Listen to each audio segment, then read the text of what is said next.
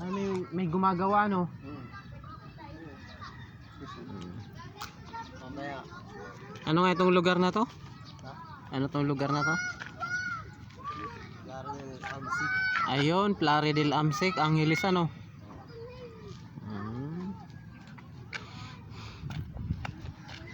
Saan ang diretsyo nito? Ito sa Pangpang. Ito naman sa ano. Yan sa Friendship. Sa may tulay. Ay, ang galing nung pagkakuan, ano? Tapos Tupora. Galaw yung dire-diretso yung papunta dun sa may ano, Sapang Bato. Dito. Ako na magpapon.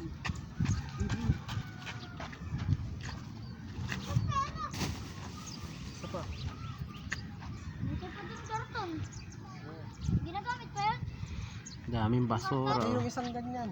Wala, butas. Ano yun mo? Ha? Lagay mo sa sako.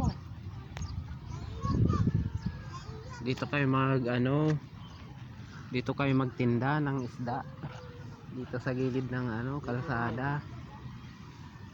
Ang ganda pala dito, akala ko na eh. Dito ako papato.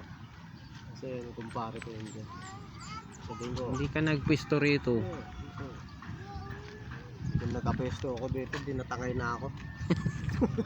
Wah. Kano lang yung binigay. Kano lang binigay dito nun, tagliliban-libo. Samantalang yung inaayos mong bahay, may isang million pa nga dyan. Up and down. Ginanon lang ng back ko. Ayan, sayang yan, lupa na yan. Diretso. Ha? Sayang yan. Galing yan dito. Kukunin pa rin yan. Tambak yan. Mahal yan eh. Yan, dito lang kami kumukuha ng buhangin. Buhangin yan dyan.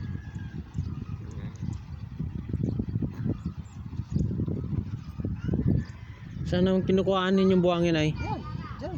Ayun. Magukay ka lang dyan, buhangin yan. Parang napakaano naman. Pero kapag umulan, wash out lahat ng tubig na yan.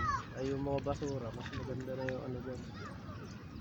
Buhangin, dilitaw.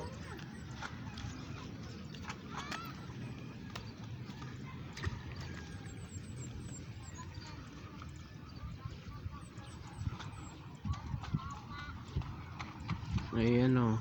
Dito po tayo sa Angeles. Angeles, Pampanga.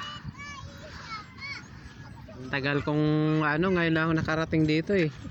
Anong year yun? Yung Sa ano na rin siguro. Ilang taon na ako, 32. Ano na yata?